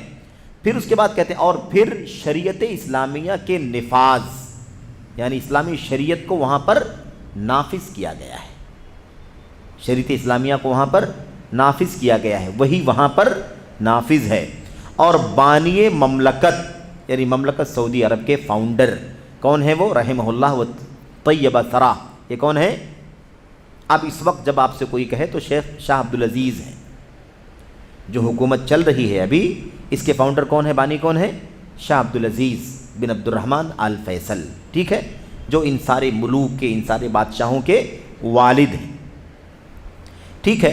ورنہ سعودی عرب یعنی اس سے پہلے 2 مرتبہ اور کوشش کی گئی تھی، ہے نا، جہاد کر کے ملک کو متحد کرنے کی کوشش 2 مرتبہ کی گئی، اور 2 مرتبہ حکومت قائم بھی ہو گئی، لیکن دونوں مرتبہ دشمنوں کی سازشوں کے نتیجے میں یہ حکومت گر گئی۔ پہلی سعودی حکومت بنی، وہ گر گئی، پھر دوسری سعودی حکومت بنی، وہ بھی گر گئی، اور پھر اس کے بعد یہ تیسری سعودی حکومت ہے جو الحمدللہ اللہ کے فضل و کرم سے، اس کی نصرت سے، تائید سے قائم و دائم ہے، اور دنیا کے افق پر اپنی شان و شوکت سے چل رہی ہے۔ آگے تو اس کے بارے میں کیا کہہ رہے ہیں آگے، کہ صرف اور صرف اللہ کے فضل و کرم، شریعت اسلامیہ کے نفاذ اور بانی مملکت کی نیک نیتی اور ملک کی باغڈور سنبھالنے کے روز اول ہی سے اس میں کتاب و سنت اور کتاب اللہ اور سنت رسول صلی اللہ علیہ وسلم کی بنیادوں پر قیام حکومت کے ٹھوس عزم و چاہت کی بدولت حاصل ہوا ہے۔ کیا سمجھے؟ 3 باتیں شیخ نے بیان کی ہیں۔ یہ امن، شانتی، سکون، اجتماعیت جو سعودی عرب میں ہم ہے اور جس میں ہم جی رہے ہیں، یہ 3 بنیادوں پر اللہ کے فضل و کرم سے حاصل ہوا ہے۔ پہلی چیز کیا ہے؟ اللہ کا خصوصی فضل و کرم، نمبر 1۔ نمبر 2 کیا ہے وہ؟ اس ملک کے اندر اسلامی شریعت کا نفاذ، نمبر 2۔ نمبر 3 جو اس ملک کے فاؤنڈر اور بانی ہیں، مؤسس ہیں شاہ عبدالعزیز رحمۃ اللہ علیہ، انہوں نے شروع ہی سے جیسے یہ ملک فتح ہوا اور ملک بنا، اسی وقت سے ان کی یہی چاہت تھی کہ یہاں پر صرف اور صرف اللہ کی کتاب اور نبی کی سنت کے مطابق نظام چلے گا۔ ان کی نیک نیتی کا نتیجہ بھی تیسرے نمبر پر شامل ہے، جس کی وجہ سے یہ ملک امن و شانتی کا، سلامتی کا، عافیت کا، اجتماعیت کا گہوارہ بنا ہوا ہے۔ 3 باتیں۔ پھر اسی نہج پر، آگے کہتے ہیں پھر اسی نہج پر، یعنی اسی طریقے پر، اسی ڈھرے پر ان کے بعد ان کے ابنا، یا ان کے بیٹے شاہ سعود ہیں، شاہ خالد ہیں، شاہ فہد ہیں کہ نہیں؟ اس کے بعد شاہ عبداللہ ہیں، ان کے بعد شاہ سلمان ہیں، مثال کے طور پر یہ سارے ملوک، شاہ فیصل ہیں، ایک سب سے نمایاں نام جو ہے، ایک بہت نمایاں نام شاہ فیصل کا ہے، ٹھیک ہے؟ شاہ سعود ہیں، شاہ فیصل ہیں، شاہ خالد ہیں، شاہ فہد ہیں، اور ان کے بعد شاہ عبداللہ ہیں، اور ان کے بعد شاہ سلمان ہیں، جو ابھی الحمدللہ ملک سعودی حکومت کے، سعودی مملکت سعودی عرب کے حاکم اور فرمانروا ہیں۔ خیر، کہتے ہیں ان کے بعد ان کے ابنا بھی اسی نہج پر چلتے رہے، اسی منہج پر چلتے رہے۔ اچھا، کہتے ہیں لہٰذا اے اللہ ہمارے دین، ہمارے امن و امان اور ہمارے حکمرانوں کی حفاظت فرما۔ یہ اہل سنت کا طریقہ ہے۔ یہ کس کا طریقہ ہے؟ اہل سنت کا، علماء سنت کا، علماء اہل حدیث کا طریقہ ہے کہ وہ اپنے ولاۃ امور، حکمرانوں کے حق میں دعائیں کرتے ہیں، اور بدعتیوں کا طریقہ ہے کہ وہ اپنے حکمرانوں کے لیے بد دعائیں کرتے ہیں، ان پر لعنتیں کرتے ہیں۔ اللہ کے نبی نے فرمایا تھا بدترین لوگ وہ ہیں جن کے حکمران جو اپنے حکمرانوں پر لعنت کریں اور جو حکمران اپنی رعایا پر لعنت کریں، یہ بدترین لوگ ہیں، ٹھیک ہے؟ الحمدللہ سعودی حکومت کے حکمران اپنی رعایا کے لیے بھی دعا کرتے ہیں، اور رعایا اپنے حاکم کے لیے بھی دعا کرتی ہے، سوائے ان لوگوں کے جو ان گھسپیٹھیوں کی وجہ سے اپنے افکار اور نظریات کو بگاڑ چکے ہیں، ورنہ عام طور پر جو سنت کی راہ پر چل رہے ہیں وہ آج بھی الحمدللہ دعائیں کرتے ہیں، اور یہی ہونا چاہیے۔ کہتے ہیں لیکن یہ امن و آشتی اور اجتماعیت عقید سلف سے نفرت کرنے والے اہل بدعت و خواہشات کو نہ بھائی، راس نہ آئی، پسند نہیں آیا۔ جو اہل بدعت اور خواہشات ہیں انہیں یہ سلف کا عقیدہ، اجتماعیت، اتحاد، امن و سلامتی انہیں اچھی نہیں لگی، انہیں نہیں بھائی، لہٰذا یہ نوجوانوں کے درمیان تباہ کن افکار و نظریات پھیلانے لگے، نوجوانوں کے درمیان تباہ کن افکار و نظریات پھیلانے لگے، اور افسوس کی بعض نوجوانوں کی طرف سے انہیں کامیابی بھی مل گئی، کچھ نوجوان بہک گئے اور ان لوگوں کو کامیابی مل گئی۔ اچھا خیر، بات ختم کریں گے، آخری بات ہے یہ، ہے نا تھوڑی سی۔ کہتے ہیں چنانچہ جو شبہات اور باطل افکار و نظریات وقتاً فوقتاً یہاں وہاں پھیلائے جاتے ہیں، ان میں سے کچھ حسب ذیل ہیں۔ شیخ جمال بن فرحان کہہ رہے ہیں یہ، یعنی یہ شیخ صالح فوزان نے کیا کہا، باہر کے لوگوں نے گھسپیٹ کیا اور انہوں نے ہمارے عوام کو، خواص کو، نوجوانوں کو باطل افکار و نظریات میں داخل کر دیا، ٹھیک ہے؟ اب شیخ جمال اسی کو چند پوائنٹس میں بیان کر رہے ہیں کہ کیا فساد آیا، باہر کی گھسپیٹھیوں کی وجہ سے کیا فساد آیا، اخوان المسلمون کی وجہ سے کیا فساد آیا، سوریوں کی وجہ سے کیا فساد آیا، سید قطب، محمد غزالی اور عبدالرحیم طحان جیسے لوگوں اور اس طرح کے بہت سارے لوگوں نے جو کچھ کیا، اس کی وجہ سے اس ملک میں کیا فساد اور بگاڑ آیا، اس کی چند باتیں بطور مثال، بطور سرسری طور پر بیان کریں۔ نمبر ایک کیا فساد آیا؟ حکمرانوں کو کافر قرار دینا۔ بھئی اخوانیت، خارجیت جب تک نہیں داخل ہوئی تھی، کسی نے سعودی حکومت کو یعنی سعودی عرب میں رہنے والے باشندوں میں سے کیا کسی نے اپنے حاکم کو کافر کہا تھا؟ اور میں تفصیل میں نہیں اصل میں جانا چاہتا، بہت ساری باتیں ہیں جو ہمیشہ ہر موقع پر نہیں لائی جا سکتی، اس کا جب خاص وقت آئے گا تو آپ کے سامنے وہ بات بیان کیجیے۔ باقاعدہ مستقل کتاب لوگوں نے لکھی، مستقل کتاب لکھی اعلی کفر دولت سعودیہ، کہ سعودی حکومت کافر ہے، مستقل کتاب۔ یہی لوگ تھے۔ شیخ نے کیا کہا؟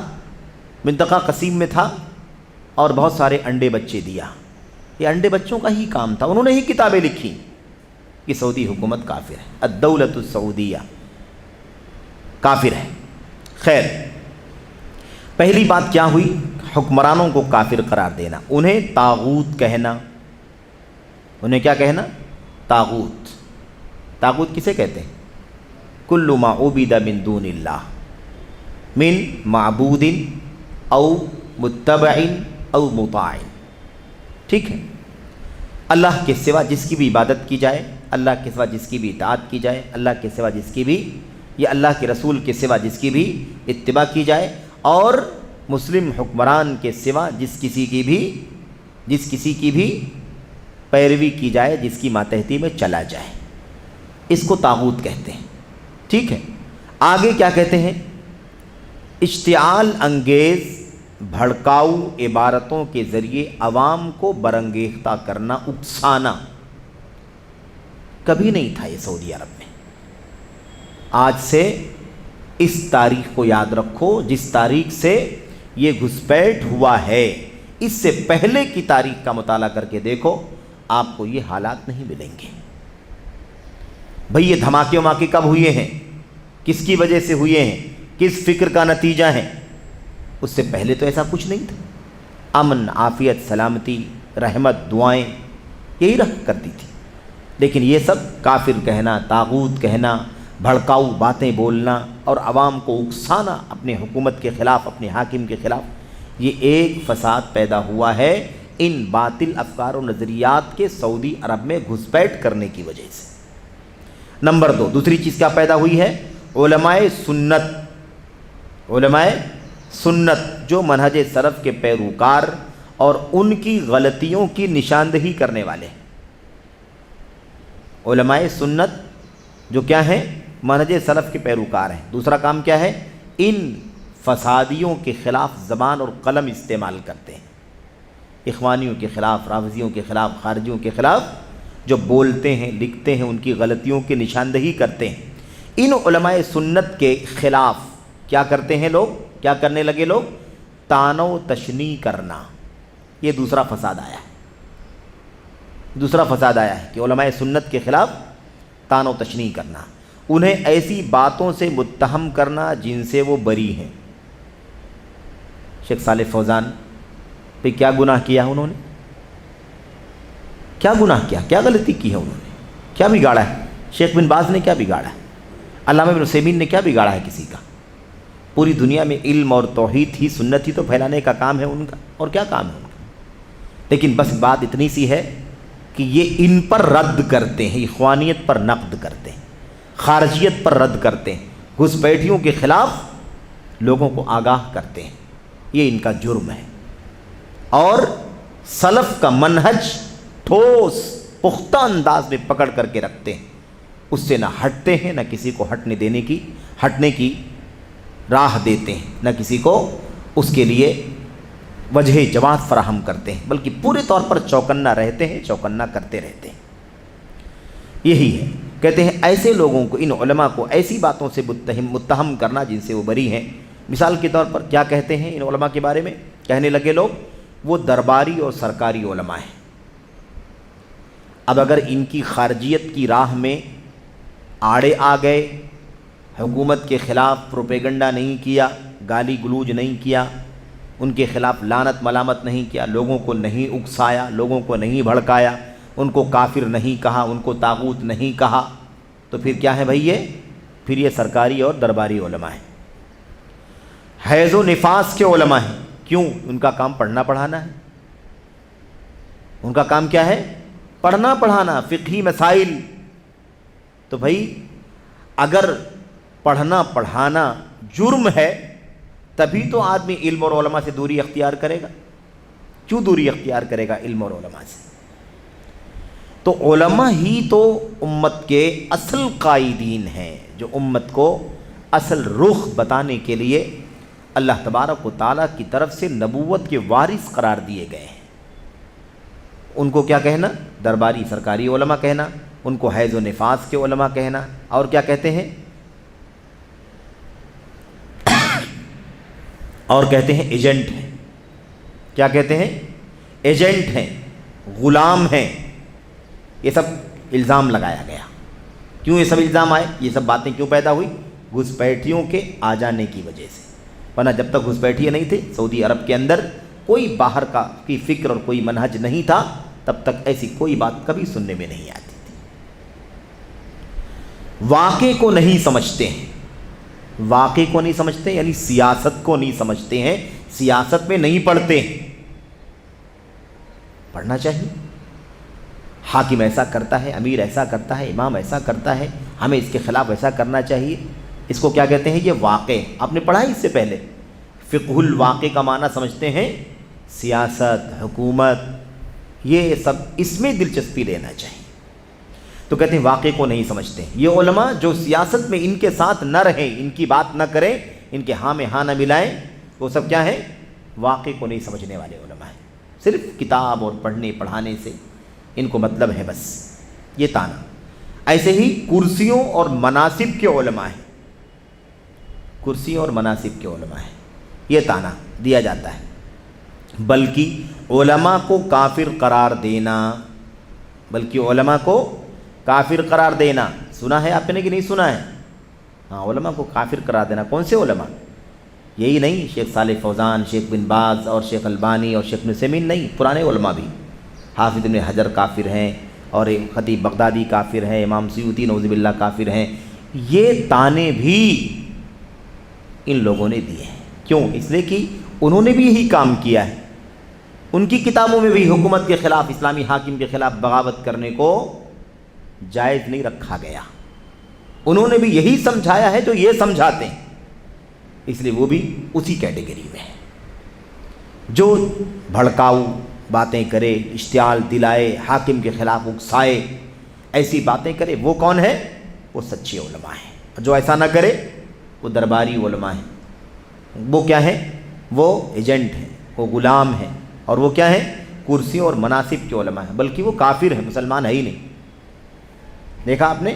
کہتے ہیں جیسا کہ اسامہ بن لادن خارجی اور اس کے ہم رکابوں اور نقش قدم کے پیروکاروں نے کیا۔ ان لوگوں نے کیا کیا تھا بھائی؟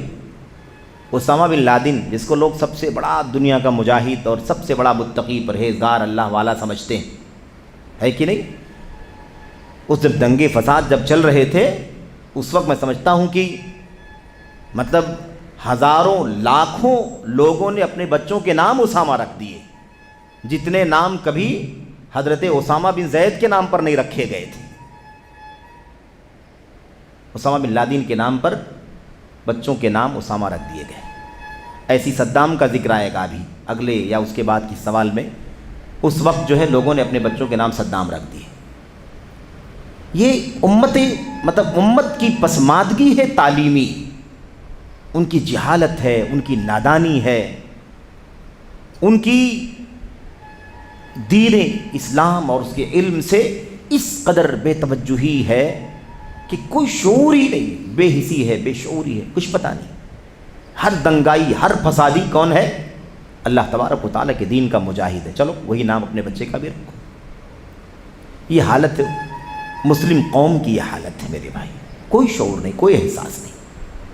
اور اگر کوئی سمجھا دے تو مطعون قرار پائے، بلکہ وہ دائرہ اسلام سے باہر نکال دیا جائے۔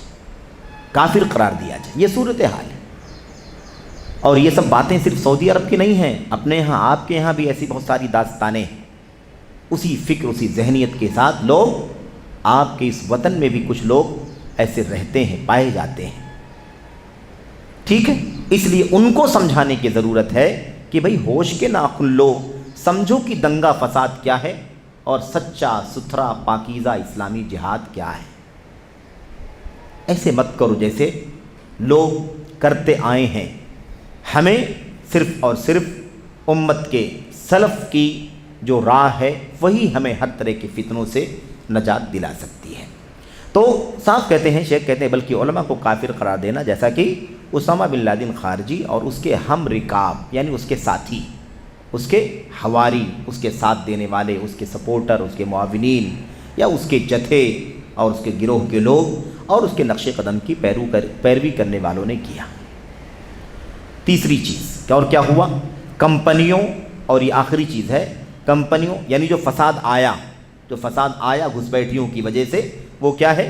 کمپنیوں، فیکٹریوں کو، خواہ وہ مسلمانوں کی ہوں یا کافروں کی۔ اس سعودی عرب کے اندر مسلمانوں کی فیکٹریاں بھی ہیں جو اس ملک کے باشندے ہیں، یا دوسرے ملکوں کے مسلمان باشندے ہیں جو وہاں پر کمپنیاں فیکٹریاں کھولے ہوئے ہیں، ان کو بھی حکومت کی طرف سے پرمیشن ہے، اجازت ہے۔ اور جو غیر مسلم بھی ہیں، ان کی فیکٹریاں، کمپنیاں ہیں، وہ بھی مسلم حکمرانوں کی طرف سے اجازت کے ساتھ، پرمیشن کے ساتھ کھلی ہیں، چل رہی ہیں۔ کوئی حق نہیں پہنچتا ایک ذرہ کسی کو نقصان پہنچانے کا۔ وہ معاہد اسلامی مملکت میں اسلامی حاکم کی پرمیشن اور اجازت سے وہ کمپنیاں کھولے ہوئے ہیں۔ کہتے ہیں کہ کمپنیوں، فیکٹریوں کو، خواہ وہ مسلمانوں کی ہوں یا کافروں کی، ان کے طریقے کے مطابق، کن کے؟ انہی لوگوں کے، یہ خارجیوں جو ان کی سوچ ہے، کہتے ہیں ان کے طریقے کے مطابق بم دھماکوں سے تباہ کر کے جہاد کرنا۔ ان کا طریقہ کیا تھا؟ ہاں، بم دھماکے کرو، یہی جہاد ہے۔ کتنے جانیں ہے نا معصوموں کی ان لوگوں نے لے لی، خواہ وہ مسلمانوں کی جانیں ہوں یا غیر مسلموں کی جانیں، دونوں محترم، اس لیے کہ اسلامی مملکت میں اسلامی حاکم کی اجازت سے وہ جانیں وہاں رہتی تھی۔ ان کی جان، ان کا مال، ان کی آبرو کی حفاظت مسلم حکمران کی ہے، اس لیے ان کے خلاف کبھی بھی کوئی قدم نہیں اٹھایا جا سکتا۔ اور آپ کو پتہ ہوگا اللہ کے نبی علیہ الصلوۃ والسلام نے فرمایا تھا کہ جس کسی شخص نے کسی معاہد کو قتل کر دیا، کسی ذمی کو قتل کر دیا، لم یرح رائحۃ الجنہ، اسے جنت کی خوشبو بھی نہیں ملے گی۔ لیکن یہ جو دین ہے، جس کو سب سے سچا دین سمجھا جا رہا ہے، اس کا انجام یہ ہوتا ہے کہ وہ ایسے راستے پر لگا دیتا ہے جہاد کے نام پر، دنگے کی شکل میں، فساد اور ہے نا دمار کی شکل میں، کہ اس کا انجام یہ ہوتا ہے کہ ایسا کرنے والے کو جنت تو نہیں، جنت تو کیا، جنت کی خوشبو بھی نہیں ملے گی۔ اللہ کے نبی علیہ الصلوۃ والسلام نے فرمایا، کہتے ہیں بم دھماکوں کے ذریعے سے تباہ کر کے جہاد کرنا، بزام خیش یعنی اپنی چاہت کے مطابق۔ اس بنیاد پر کیا سوچ کر کے ایسا کیا لوگوں نے؟ اس بنیاد پر کہ کافروں، طاغوتوں اور بے دینوں سے جہاد مطلوب ہے۔ کن کافروں سے، کن بے دینوں سے، ہے نا، کن لوگوں سے جہاد مطلوب ہے، کن طاغوتوں سے جہاد مطلوب ہے؟ مسلم حکمران نے، اسلامی مملکت نے معاہدے کے ساتھ، پرمیشن کے ساتھ، ساری جان مال آبرو کی تحفظ کے ساتھ جس کو آپ کے گھر میں، اپنے ملک میں لا کر کے بسایا ہے، اس کے خلاف جہاد کرنا دین ہے؟ کیا ہے یہ اخوانیت کا دین ہے، یہ خارجیت کا دین ہو سکتا ہے، یہ سلف امت کے منہج کا جہاد کبھی نہیں ہو سکتا۔ یہ کہتے ہیں یہ نظریہ کیا تھا ان کا کہ کافروں، طاغوتوں اور بے دینوں سے جہاد کرنا ضروری ہے۔ اسی طرح خفیہ قتل کرنا، یہ بھی کیا ان لوگوں نے، خفیہ قتل کرنا، شبخون یعنی کیا مطلب؟ دھوکے سے کسی کی جان لے لینا۔ اور ان چیزوں کو وہ نیکی اور اللہ کے تقرب کا ذریعہ سمجھتے ہیں۔ ان چیزوں کو کیا سمجھتے ہیں؟ نیکی کا ذریعہ ہے، اللہ سے قربت کا ذریعہ ہے، اس سے بڑا نیک کام تو ہو ہی نہیں سکتا۔ جتنے لوگ اس میں ہمارے سپورٹر نہیں ہیں، وہ سب کے سب دین کے دشمن ہیں، نیکی نہیں چاہتے، بھلائی نہیں چاہتے، ثواب نہیں چاہتے، جنت نہیں چاہتے۔ یہ سوچ ان کی تھی اور ہے، جس کی بنیاد پر وہ یہ سارے کام کرتے رہے۔ تو کہنے کا مطلب یہ ہے کہ شیخ صالح فوزان نے اس سوال کے جواب میں اور شیخ جمال بن فرحان نے جو پہلو بیان کیے ہیں وہ ایک پورا اپنے آپ میں ایک مضمون ہے۔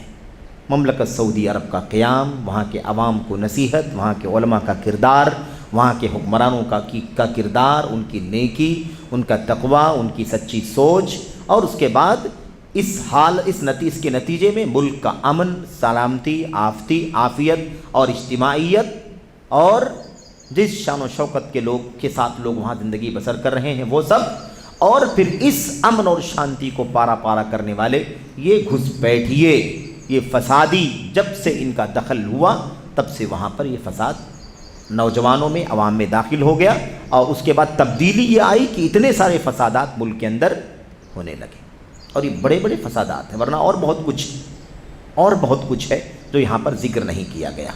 اللہ سے دعا کرتے ہیں کہ اللہ تبارک و تعالی ہمیں منہج سلف کے ان اصولوں کو اور ان کے منہج سلف کے مخالفین کے راستوں کو اللہ تبارک و تعالی سمجھنے کی توفیق عطا فرمائے، اور ان کے راستوں سے اللہ تعالی ہمیں اور آپ کو بچنے کی توفیق عطا فرمائے، آمین رب العالمین۔